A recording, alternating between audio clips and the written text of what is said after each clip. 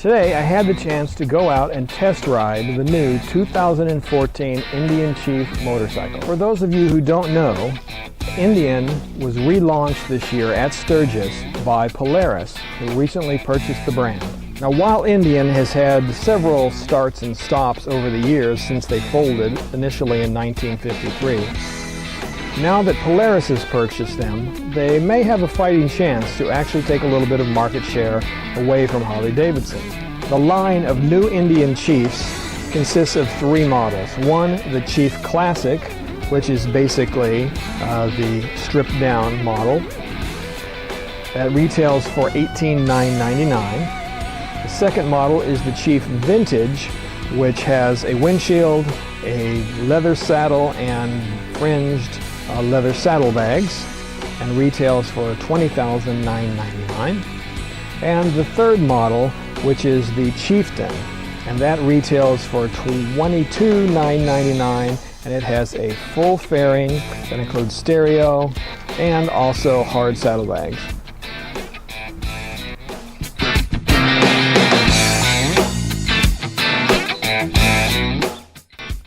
Now, aesthetically, I think the new Indian Chiefs are beautiful bikes.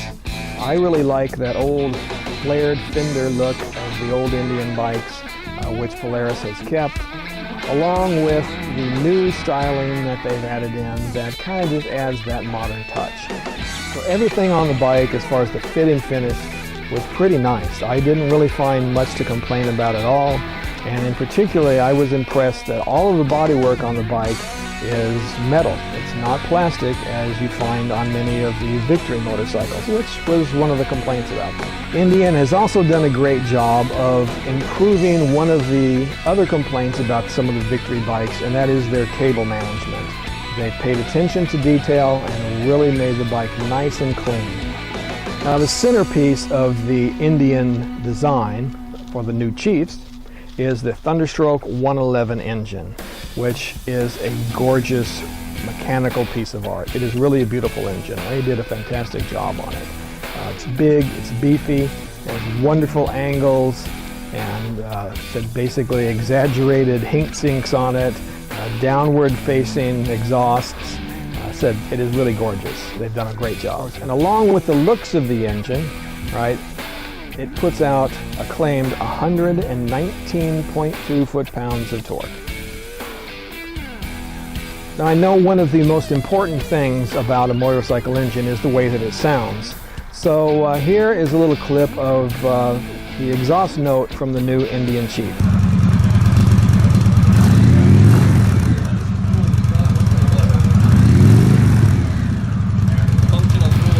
Now, that exhaust note was from a stock Chief Classic. You can upgrade to other exhaust systems that will give you a little bit deeper note, but again, that is a stock off of the Indian Classic.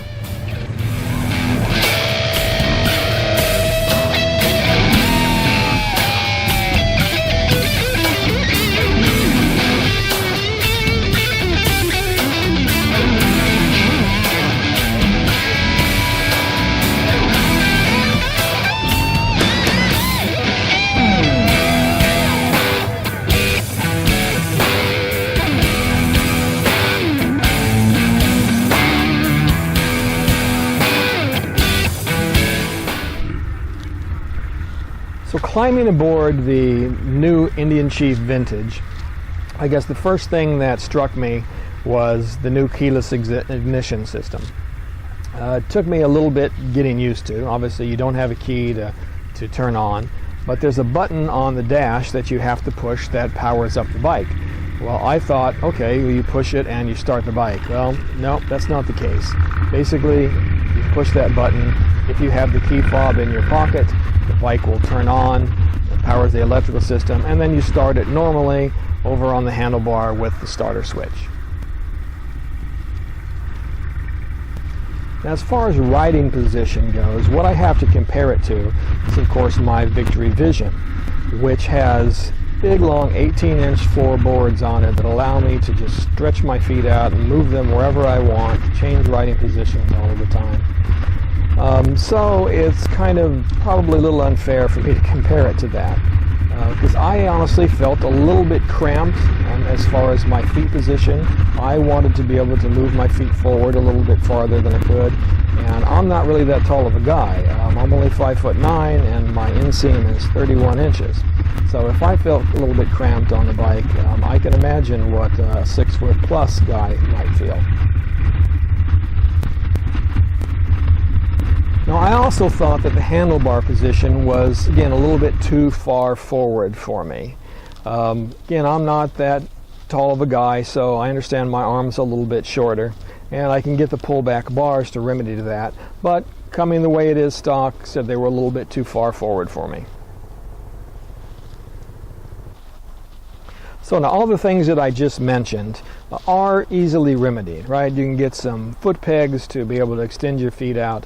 You can lower the windshield, and you can pull the handlebars back. But again, just for me, I already have to know that I've got to spend some money to make this bike comfortable for me. The models that everybody is test riding right now, at least from my understanding, are pre-production models. So there are a couple of things that are going to be changed when they finally come out to the market.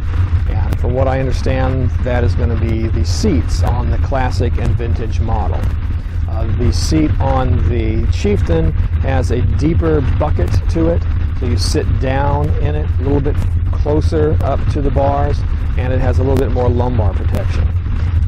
That is lacking on the vintage that I rode, so that may have contributed to me sitting too far back from the bars. So when they put the new seats on, that may push me far forward enough that it makes it more comfortable for me. Alright, so now let's get to my riding impressions of the new 2014 Indian Chief Vintage. So let's start off with first the handling of the bike.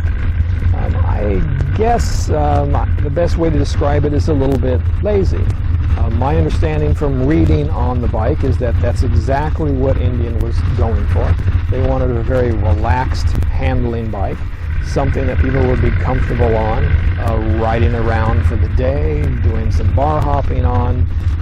It's not really made and not really designed to be a long-distance touring bike. For that, they have the Chieftain, which has a little bit shorter wheelbase, a little bit less rake on it, or less trail on the bike. And so it handles a little bit nicer. But the Vintage said it was just kind of this slow, relaxed, lazy handling bike. Again, not that that's bad. It wasn't hard to steer at all. In fact, it went where I wanted it to go. But it was just kind of a little bit lazy. That's the best term that I can come up with. So as far as the suspension and being comfortable on the bike, I was fine. I purposely did go over a few bumps, and it handled them pretty well. Again, not as well as my Victory Vision. Again, that's a touring bike, and it has a nice adjustable air shock on it. It's meant to handle the bumps better, and it does. But I wasn't overly jarred on the bike at all. It handled the bumps pretty well. Now, one thing I had to get used to when riding the new Chief was this throttle by wire that they've got going on. Basically, that is that there's no cable that sends the throttle instructions to the ECU. It's basically electronic. Right? So what that ends up doing, at least on the new Indian version, is that there's a little bit of a lag time from when you pull the throttle back to when you actually get a response from the engine. So there's kind of like a little play in it, kind of like a little bit of a sloppy steering wheel on your car. You've got to move it a little bit before it responds. Again, not that that's bad, but it's just something that you have to get used to when riding the bike. And again, I did fairly quickly. So finally, let's get to it. The overall power and responsiveness of this new Thunderstroke 111 engine. So let me tell you, it is evident that there is a lot of power in that engine. My one criticism with it is it seems that the way that Indian has it tuned is that power comes on a little bit more slowly than I would like to see. Once you get up to about 2,500, 3,000 RPMs, then it really kicks in and the engine really takes off and goes. But when you first pull back the throttle, it's kind of a slow response. So I said, if you're not going to see, I don't think anyway, a really quick accelerating bike out of it, You're just going to gradually get up that top speed, and then it really takes off, and you can really tell that it's got some power. In fact, we got on the freeway a couple of times while we were doing our test ride, and we were able to get it up, pretty good.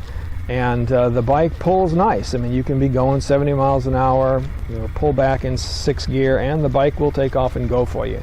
So when you've got the RPMs up there, over 2,500, the engine really responds. So another thing about the engine is that it's actually very quiet. Compared to the Victory engines that are overhead cam engines, this is a pushrod engine with the cams down internally in the engine, so you don't hear a lot of those mechanical noises that the cams make. So it ends up being a much quieter engine, and you end up hearing more of the exhaust note than you do of the engine noise. So would I buy this new Indian Chief?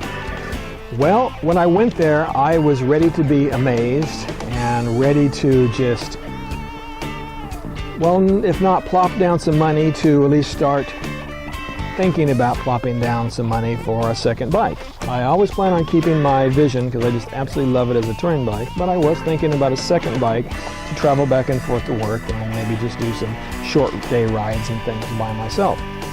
But would I buy it? I don't know. I needed something to compare it to. And as I said, it wasn't really a fair comparison to ride my Victory Vision and this new Indian. So I decided to go to our local Victory dealer, who also had the demo truck in town for this weekend. And that dealer is Mom South here in Foxborough, Massachusetts. So I headed over there to see if I could find a bike that would be comparable to the new Chief Vintage. So what I decided to ride in comparing the new Indian Chief was the Victory Crossroads LE. It's a bike that, like the Vintage, has a windshield and leather saddlebags, but this time it's on the Crossroads terrain platform. Now, to me, I thought this would be an interesting comparison. The new Polaris product, the new Indian Chief, and their existing line of motorcycles, the Crossroads LE. I wanted to see, same company, what are the differences between the two bikes that they're producing. So as it turns out, there are quite a few differences between the new Indian Chief and the other Polaris product, the Crossroads LE. The first is, just take a look at the aesthetics of the two bikes. Completely different approach. You have a bike in the Indian that is a classic design, or at least harkening back to a classic design. And then in the new Crossroads LE, you've got a bike that is a kind of forward-thinking, modern take on a vintage motorcycle. The Indian is about being smooth. It's about being stylish. It's about chrome. On the other hand, the Victory, and while I think an aesthetically pleasing bike, is more aggressively styled. It looks like it's more attracted or wants to attract a rider who is more interested in speed and performance. So I think this difference in design philosophies really shows up most pronouncedly in looking at the two engines on the bike. As I said before, that Thunderstroke 111 engine on the new Indians is just a work of art. It is just all chromed and shiny and just looks like it was carved out of something. The Victory engine, on the other hand, while it is a great engine, I can attest to that, it is more of a, I guess, a workhorse. It's more of a just, what do we need to do to get the job done kind of styling. Now, ergonomically, when comparing the two bikes, I actually think that the Victory fits me, at least, much better. The seat is sculpted better. My feet have much more room because I've got those long floorboards that come on the Visions, that come on the cross countries, come on this Crossroads. And also the handlebars are in a position that allows me to sit more upright and be more relaxed with my arm position rather than leaning forward as the Indian did. As far as handling goes, well, this is another one I think I have to give to the Victory. The Crossroads has about a 3-inch shorter wheelbase and slightly less trail, so it handles a little bit more quickly. Okay, so now let's talk price. The vintage Indian, with its windshield and its fringed leather bags and seat, retails for $20,999. The Victory, on the other hand, again with a windshield and leather bags, retails for $17,999. So you've got a $3,000 difference in price. That will get you a lot of accessories and a lot of clothing.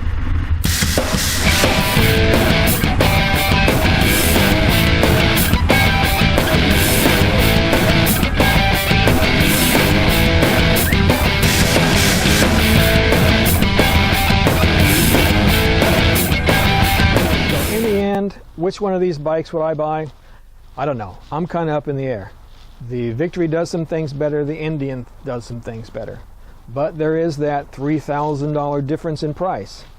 Like I said before, that can buy a lot of accessories. That can do a lot to make your bike more comfortable. You know, that's a big deal. So it's really kind of up to you on what you're looking for. Are you looking for something that has that vintage, that has that heritage, that has that name that Indian has? Or are you looking for a bike that is all about performance? Right? It's all about durability. Then you would want to go for the Victory. So, it's really up to you. Go out and ride both of them. And take a look and make up your mind. I think at this point, personally, I'm going to stick to my Vision because I think it's better than both of them.